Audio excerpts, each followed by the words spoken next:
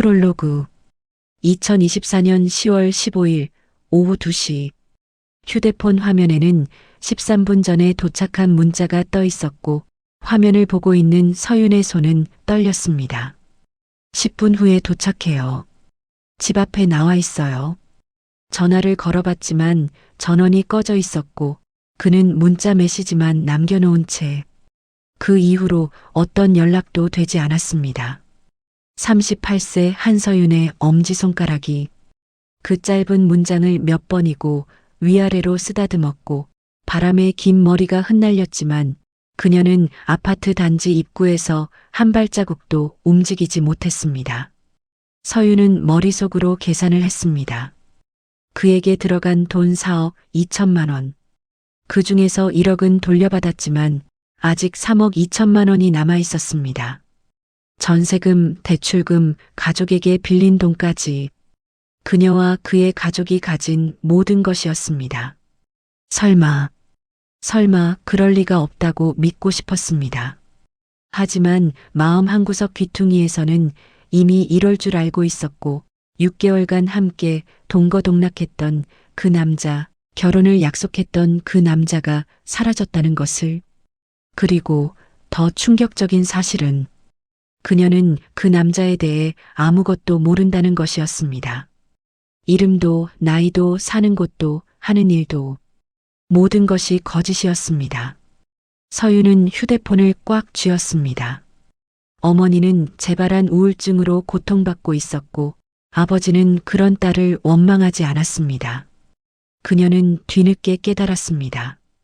자신이 사랑에 빠진 것이 아니라 완벽하게 설계된 덫에 걸렸다는 것을. 그리고 이것은 시작에 불과했습니다. 제1장 운명처럼 다가온 남자. 2024년 4월 일이 생기기 6개월 전 부산 해운대의 고급 라운지였습니다. 금요일 저녁에 화려한 조명 아래 서윤은 친구들과 함께 자리에 앉아 있었습니다. 친구가 키가 훤칠한 남자를 가리키며 말했습니다. 언니, 저 남자 좀 봐. 키 진짜 크다. 고개를 돌린 순간 그와 눈이 마주쳤습니다. 189cm의 훤칠한 키에 서울말을 쓰는 세련된 매너. 그는 자신을 이준혁, 36살 서울에 산다고 했고 들어도 알 수 없는 회사의 해외 투자 본부장이라고 했습니다. 서윤은 자신이 운영하는 뷰티 사업에 대해 이야기했습니다. 그는 진지하게 들었고 예리한 질문을 던졌습니다. 그의 명함에는 해외 금융 컨설팅 회사의 로고가 선명했습니다. 그가 서윤을 바라보며 제안을 했습니다. 제가 투자를 좀 해드릴까요? 사업 규모를 키울 수 있을 것 같은데. 첫 만남에서의 제안. 꾼들은 빈틈을 찔러올 줄 압니다. 사장님들 대부분이 조금 넉넉해지면 시설을 조금 늘려야지 하는 그런 마음의 빈틈을 찌르는 거죠. 소규모 사업장이나 중소기업들은 월 평균 매출로 살아가고 대규모 투자나 그에 대한 대출은 생각지도 못하는 그런 상황을 악용하는 사례입니다. 그가 너무 빠르다고 생각했지만 그의 자신감 넘치는 태도와 고급스러운 분위기가 일말의 의심을 지워버렸습니다. 그의 말을 들은 후 서윤이 대답했습니다. 생각해 볼게요. 그럼요. 천천히 생각하세요. 그리고 자주 만나면서 얘기해요. 그날 이후 그들은 자주 만났습니다. 그는 항상 비싼 레스토랑에서 식사를 대접했고 서윤에게 명품 선물을 건네고 달콤한 말을 속삭이면서 그녀와의 관계 이후 속옷을 손빨래 해주는 세심함까지 보였습니다. 서윤은 이렇게까지 해주는 남자는 처음이었습니다.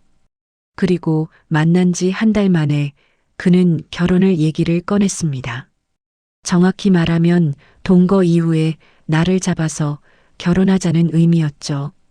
한강이 보이는 고급 아파트로 우리가 같이 살 집 알아봐요. 30대 초반 사업에만 매진하느라 연애를 소홀히 했던 그녀에게 이준혁은 완벽한 남자였고 그런 서윤의 마음이 흔들렸습니다. 제2장 첫 번째 균열. 5월 중순이 되었습니다. 그가 나에게 엄청난 말을 했습니다. 투자금으로 시드머니가 1억 정도 필요해요. 그 말을 듣고 서윤은 망설였습니다. 하지만 동거를 시작하고 결혼까지 약속한 마당에 그에게 도움이 된다면 도와주고 싶은 마음이 컸습니다. 그리고 그가 보여준 주식의 수익 화면과 고급 시계, 외제차 등이 그녀의 의심을 잠재웠습니다.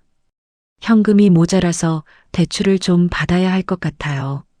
제 친구 중에 대출 전문가가 있는데 소개해 줄게요. 금리도 시중보다 좋게 해줄 거예요. 그렇게 서윤은 8,500만 원의 대출을 받았습니다. 신용대출과 전세자금 대출을 동시에. 대출 중개인 김선영은 자신만만하게 일을 처리했고 서윤은 위험하다는 생각이 들었지만 아무 일도 없이 무사히 지나가자 이준혁에 대한 믿음이 더 커졌습니다.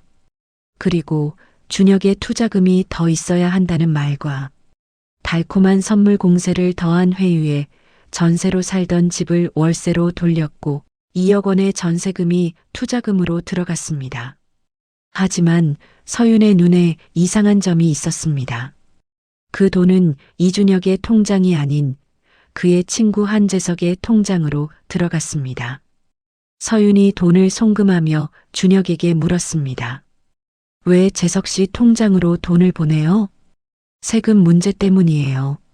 수익이 너무 많아서 제 통장으로 하면 세금을 5억 정도 내야 해요. 의심스러웠지만 그럴듯한 말이라 서윤은 믿었습니다. 그를 향한 사랑이 모든 의심을 지웠습니다. 제3장 함께 살던 시절 6월이 되었습니다. 서윤이 구한 해운대의 오피스텔에서 그들은 함께 살기 시작했습니다. 하지만 계약자 명의는 이준혁이었습니다. 제 명의로 하면 회사에서 월세 지원금이 나와요. 서윤은 고개를 끄덕였습니다. 그의 배려라고 생각했습니다. 하지만 이상한 점들이 하나둘 눈에 띄기 시작했습니다. 첫째, 그는 시간 약속을 한 번도 지킨 적이 없었고, 둘째, 그의 신분증을 본 적이 없었습니다.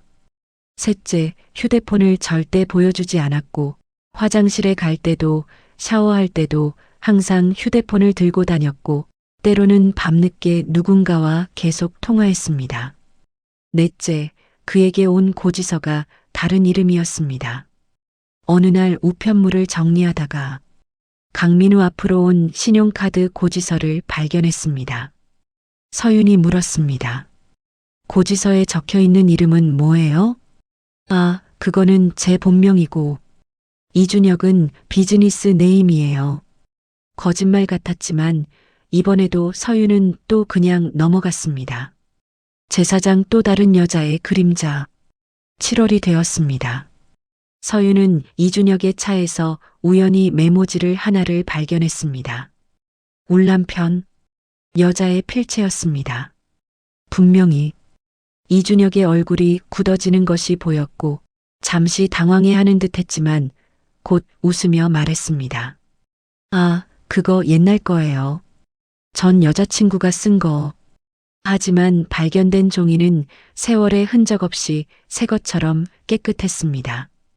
그날 밤 서윤은 마음속에 계속되는 의문을 해결하기 위해 그의 지갑을 몰래 열어봤고 그의 지갑에서 충격적인 것을 발견했습니다. 그의 신분증에는 이름 강민우, 생년월일 1977년 6월 15일, 77년생 38살이 아니라 47살이라는 말입니다. 주소도 부산이 아니라 서울이었습니다. 서윤의 손이 떨려올 때 갑자기 뒤에서 그의 목소리가 들렸습니다. 뭐 하세요? 서윤은 화들짝 놀라 지갑을 떨어뜨렸습니다. 이준혁, 아니 강민우는 한숨을 쉬었습니다. 그리고 무릎을 꿇었습니다. 나를 용서해 줄래요? 내 나이 때문에 당신이 나를 밀어낼까봐 두려웠어요. 그는 무릎을 꿇은 채로 눈물까지 흘리고 있었는데 서윤은 상황이 너무 혼란스러웠습니다. 그는 나를 버리지 말라는 듯 애원하듯 말했습니다. 제 마음만은 진짜예요. 당신을 사랑하는 마음도, 당신과 결혼하고 싶은 것도. 그와 정이 많이 들어버린 서윤은 마지막으로 한 번 더 그를 믿기로 했습니다. 제오장 무너지는 신뢰. 8월이 되고 이제 수익금이 들어올 거라는 기대감에 서윤은 잔뜩 부풀어 있었습니다. 하지만 준혁에게서 실망스러운 말을 들었습니다. 또 돈이 필요하다는 말에 서윤의 컨디션은 나락으로 떨어졌습니다. 투자금이 조금 더 필요해요. 수익이 곧 날 거니까 조금만 더 믿어줘요. 여태까지 잘 해왔잖아요. 또요? 이미 3억 넘게 들어갔잖아요. 서윤은 가족에게까지 손을 벌려서 1억 원을 더 마련했습니다. 그는 돈 때문에 애를 쓰고 있는 내가 안쓰러운지 달콤한 말을 해줬습니다. 고마워요.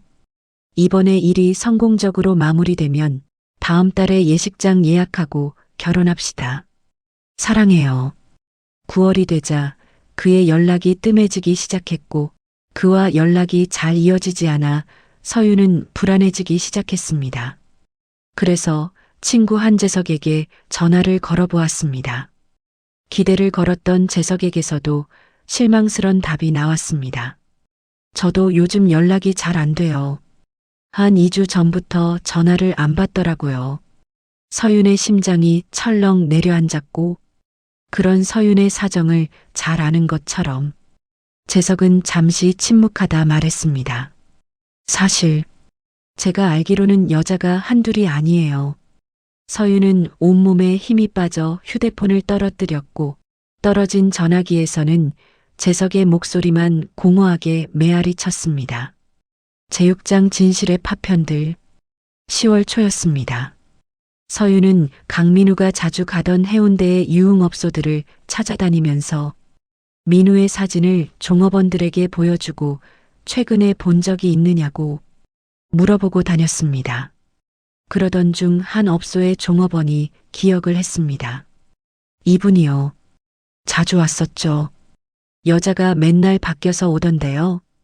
그리고 종업원이 주워들은 말이라고 귀띔해줬습니다. 그분 여자들한테 다 똑같은 말 하더라고요. 결혼하자, 투자해주겠다. 서윤은 무너지려 했지만 마음을 다시 굳게 먹었습니다. 그날 밤 서윤은 한재석을 설득해서 강민우의 통화 연락처를 입수했습니다. 통화 기록 중에는 여러 개의 번호가 반복적으로 나타나는 것이 있어서 서윤은 용기를 내어 전화를 걸기 시작했습니다. 여보세요? 죄송하지만 혹시 강민우 씨를 아세요? 알지만 전화 거시는 분은 누구세요? 저는 강민우에게 사기당한 사람이에요. 얘기를 전해 들은 전화기 너머에서는 잠시 침묵이 흘렀고 그리고 결심한 듯 떨리는 목소리가 들렸습니다. 저도 그래요. 제7장 피해자들의 집결.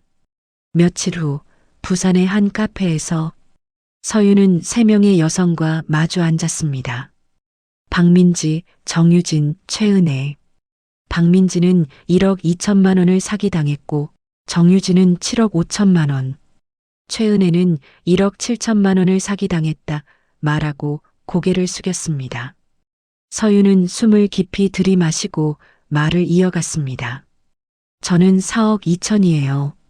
네 사람은 각기 표정이 다른 채로 눈이 마주쳤지만 그녀들에게 하나의 공통점이 있었는데 그들은 모두 같은 남자에게 속았다는 겁니다. 그녀들이 그에게서 들은 이름은 각자 달랐습니다.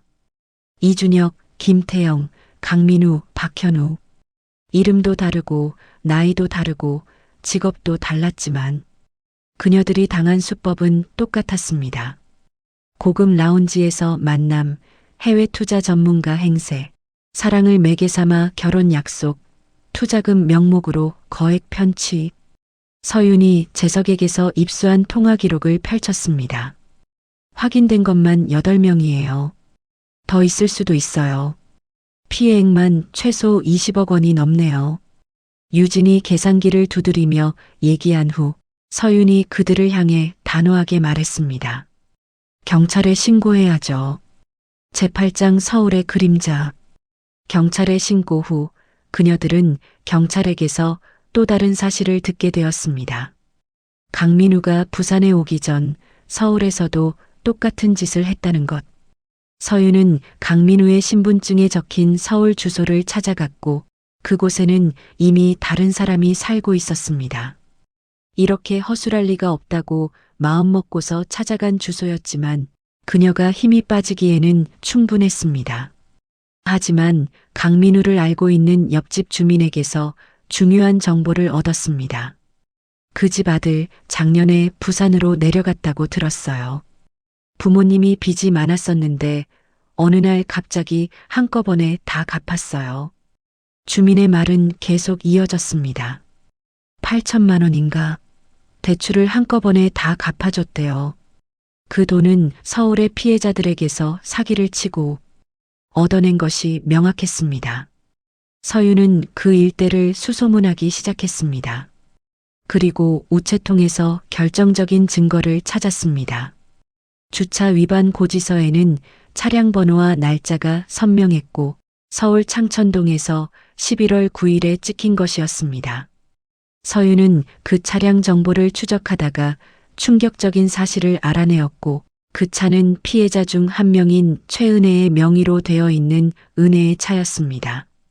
그 인간은 지금도 서울 어딘가에서 사기 피해자의 차량을 타고 다니면서 다른 여자를 속이고 있을 것입니다.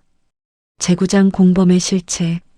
서윤은 한재석에게 연락을 해서 만나기로 하였고 그 자리에서 단도직입적으로 물었습니다. 재석 씨, 솔직하게 말해줘요. 당신도 공범이죠?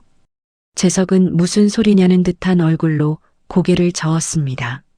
아니에요. 저도 당했어요. 뭘 당했는데요? 당신 통장으로 20억이 오갔는데 그리고 아니라고 하더라도 당신은 법 앞에서 홀가분해질 수 없어요. 재석은 망설이다가 입을 열기 시작했습니다.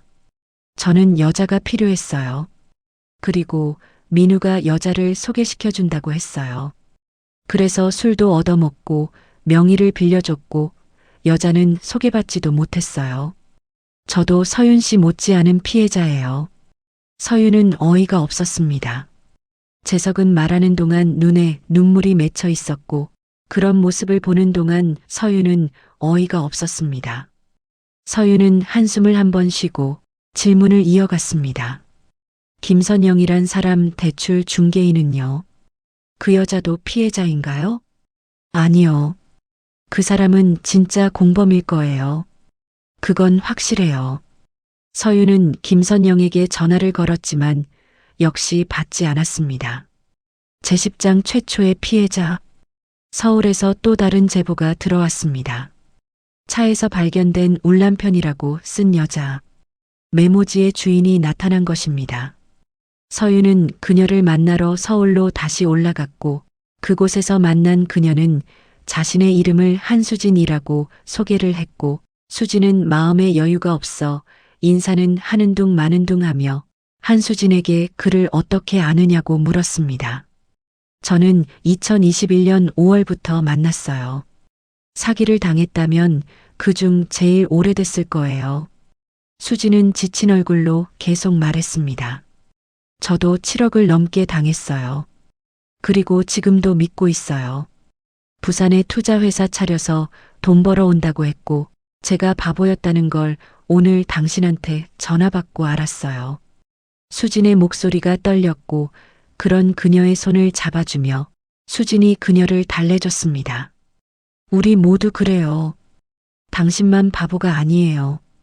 그날 밤 수진은 자신이 가지고 있던 신분증 사진, 통장 거래 내역, 문자 메시지 등을 서윤에게 넘겼고 결정적으로 강민우의 부모님 정보까지 넘겨받았습니다.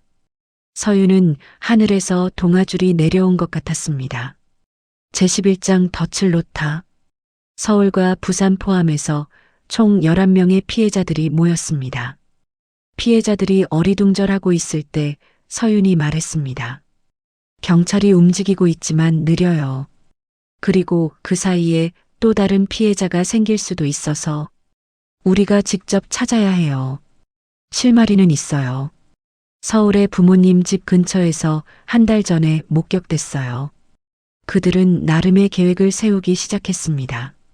서울의 피해자들은 강민우의 부모님이 다니는 교회를 수소문하고 신분증에 적힌 주소 근처의 교회들을 뒤졌습니다.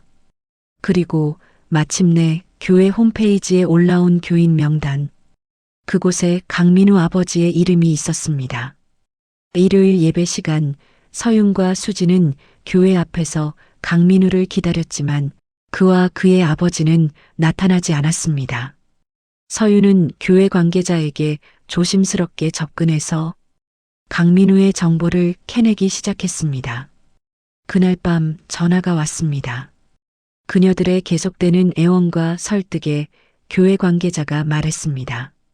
그 사람, 교회에 안 나온 지 오래됐어요. 하지만 그의 부모님이 몇 달 전에 말씀하시길 아들이 부산에서 사업한다고 들었던 것 같아요. 드디어 작은 단서를 찾았고 그는 아직 부산에 숨어 있는 것이었습니다. 제12장 사냥의 시작.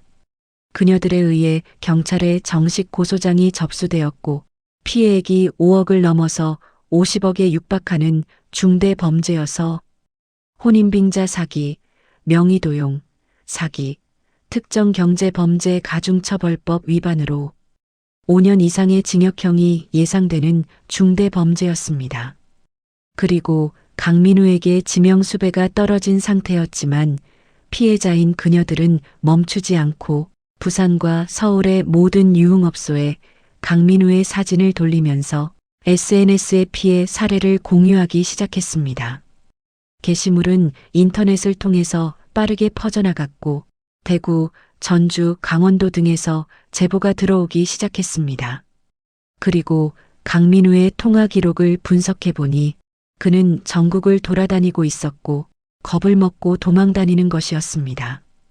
그녀들의 끈질긴 탐문과 추적에 강민우의 입지는 좁아졌습니다. 제13장 좁혀지는 포위망. 11월 말 그녀들에게 제보가 하나 들어왔습니다. 확실해요. 부산 광안리 근처에서 봤어요. 서윤과 그녀들은 즉시 경찰에 연락하고 부산으로 향했습니다. 그들은 광안리 일대의 카페와 숙박업소를 뒤지기 시작했고 어느 숙박업소의 한 종업원이 그의 근황을 얘기해 줬습니다. 한 일주일 전에 한 여자랑 같이 왔었어요. 서윤은 또 다른 피해자가 있다는 생각에 온몸이 부들부들 떨렸습니다. 그들은 근처 CCTV를 확인해 보려 했지만 일반인에게는 공개되지 않는다는 얘기를 듣고 다음 날 경찰에 연락하고 수사팀과 같이 움직였습니다. 그리고 강민우가 머물렀던 원룸을 찾았지만 그는 이미 떠난 후였습니다. 그를 놓쳐서 실망스러웠지만 서윤과 그녀들은 주저앉지 않고 원룸을 뒤지기 시작한 지 얼마 지나지 않아 하나의 단서가 나왔습니다. 휴대폰 충전기와 함께 버려진 메모. 거기에는 12월 5일 대전역이라고 적혀 있었습니다. 제14장 피해자들의 연대. 지명수배된 지 한 달이 지나고 12월이 되었지만 피해자들은 포기하지 않았습니다. 그들은 강민우 사기 피해자 모임 이라는 온라인 커뮤니티를 만들었습니다. 대전에서 2명, 대구에서 3명, 광주에서 1명. 그곳에 더 많은 피해자들이 모였고 피해자는 총 17명의 피해액은 35억 원을 넘었습니다. 그녀들의 담당 변호사가 말했습니다. 이 정도면 조직적 범죄예요. 특히 대출 중개인 김선영과 한재석의 역할이 중요해요. 그날 밤 강민우를 제주도에서 봤다는 또 다른 제보가 들어왔고 서윤은 피해자 몇 명과 함께 제주도로 날아갔습니다. 제15장 제주도의 함정. 제보자가 강민우를 목격한 카페는 제주도의 신제주 근처였고 그 일대를 중심으로 해서 그녀들은 며칠간 잠복을 했습니다. 그리고 잠복을 시작한 지 사흘째 되는 날 어떤 남성을 보고 피해자 중 한 명인 민지가 외쳤습니다. 저기, 저 남자. 189cm의 훤칠한 키에 서울말을 쓰는 남자가 카페에 들어왔고 모자와 선글라스를 쓰고 있어서 강민우라고 단정하기 어려웠지만 그녀들은 즉시 경찰에 연락하고 기다렸습니다. 30분 후 사이렌 소리가 울리고 경찰이 도착했고 그 남자를 체포했습니다. 경찰이 그 사람에게 사과한 후 그녀들에게 말했습니다. 신분증 확인 결과 이 사람은 강민우가 아닙니다. 비슷한 사람이었지 그가 아니었습니다. 또 놓쳤다. 힘이 다하자 서윤의 무릎이 꺾였고 그녀는 그 자리에서 울음을 터뜨렸습니다. 제16장 어머니의 눈물. 서울. 서윤은 강민우의 어머니를 찾아갔습니다. 어머니는 60대 후반의 수척한 여성이었고 아들 때문에 밤잠을 설치는 것이 역력했습니다. 서윤이 강민우의 어머니에게 말했습니다. 제가 아드님한테 사기를 당했어요. 피해자는 수십 명이고 금액은 대충 35억이 넘습니다. 그의 어머니는 얼굴이 굳어지며 말했습니다. 또 그런 일이. 또라니요? 그러면 예전에도 이런 일이 있었나요? 서윤이 다그치듯 묻자 그의 어머니는 눈물을 흘리며 말했습니다. 나중에 알게 되었는데 제 아들이 몇 년 전부터 그런 짓을 했어요. 그의 어머니는 떨리는 손으로 통장 하나를 꺼냈습니다. 제 명의로 된 통장인데 이것도 아들이 쓴 거예요. 아들이 사업한다고 해서 빌려줬어요. 나중에 알고 보니 사기친 돈이 들어왔더라고요. 통장 거래 내역에는 여러 여성의 이름이 나열되어 있었고 서윤은 숨이 막혀오는 걸 참으며 뭔가 말하려 하는데 그의 어머니가 갑자기 무릎을 꿇고 말했습니다. 용서해 주세요. 제가 대신 빌게요. 일어나세요, 어머님. 어머님 잘못이 아니에요. 그런 모습이 안타까워 서윤은 그녀를 부축했는데 그녀가 말했습니다.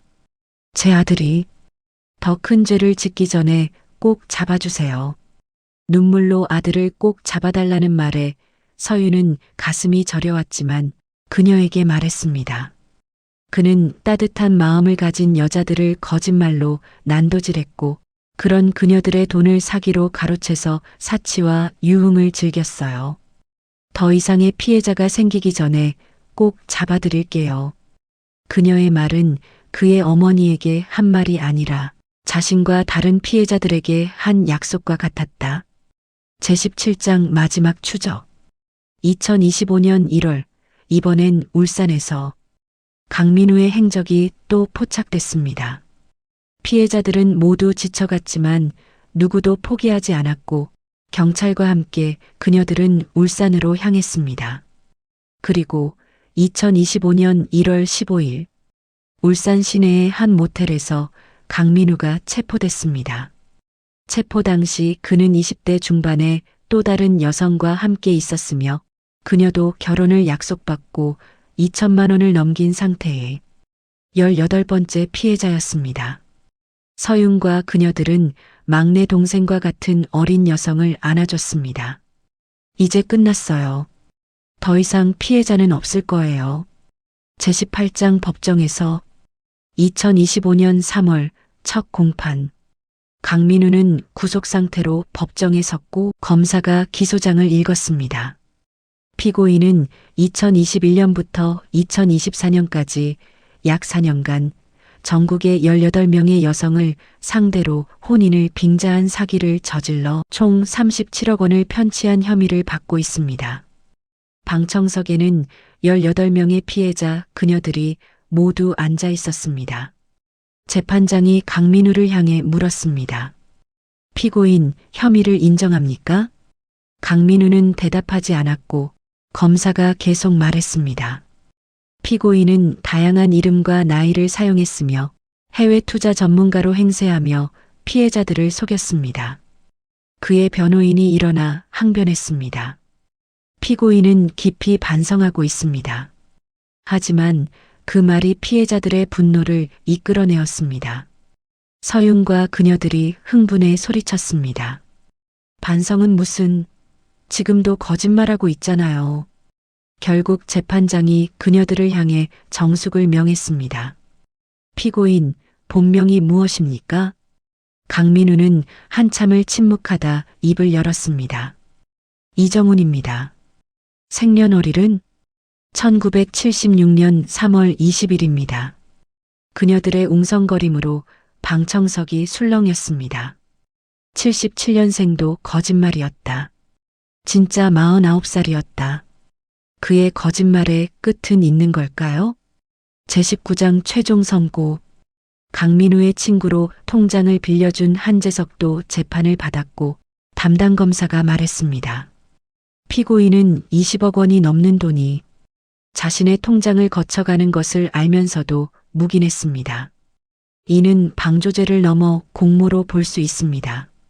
한재석은 방조죄로 징역 2년이 선고되어 복역 중이고 대출 중개인 김선영은 체포되지 않았으며 해외 도피한 것으로 확인되었고 지명수배가 되었습니다. 2025년 6월 강민우라는 가명을 쓴 이정훈에게 최종 선고가 내려졌습니다. 재판장의 목소리가 울렸습니다. 피고인 이정훈은 4년간 18명의 여성을 상대로 총 37억 원을 편취했으며 이는 특정 경제범죄 가중처벌법에 해당하는 중대범죄입니다. 피고인은 계획적이고 지능적으로 범행을 저질렀으며 피해자들에게 씻을 수 없는 정신적, 경제적 피해를 입혔습니다. 징역 12년을 선고합니다. 방청석에서 한숨이 나왔습니다. 하지만 서윤은 조용히 눈을 감았습니다. 후련하지는 않았지만 끝났습니다. 더 이상의 피해자는 없을 것입니다. 에필로그 2025년 8월 피해자들은 손해배상 청구 소송을 진행 중이고 그나마 회수할 수 있는 것은 이정훈의 부모님 집뿐이라 가압류가 걸렸습니다. 그녀들의 변호사가 말했습니다. 1억 정도는 돌려받을 수 있을 것 같아요. 그리고 나머지는 포기하셔야 할 것 같습니다. 서윤은 무표정한 얼굴로 담담하게 말했습니다. 포기해야죠. 하지만 돈보다 중요한 걸 배웠어요. 사람을 너무 쉽게 믿지 말아야 한다는 것. 그리고 사랑과 사기는 글자 한자 차이라는 것. 그녀와 피해자들은 온라인 커뮤니티를 통해 서로를 위로했고 그들 중 일부는 사기 피해 예방 캠페인을 시작했습니다. 서윤의 빚은 그대로 남아 그녀를 괴롭히고 있지만 동네에 작은 카페를 열어서 일을 하니까 희망도 있었습니다. 그리고 매일 아침 그녀는 다짐합니다. 다시는 달콤한 말에 속지 않겠다고. 절대로. 디엔드.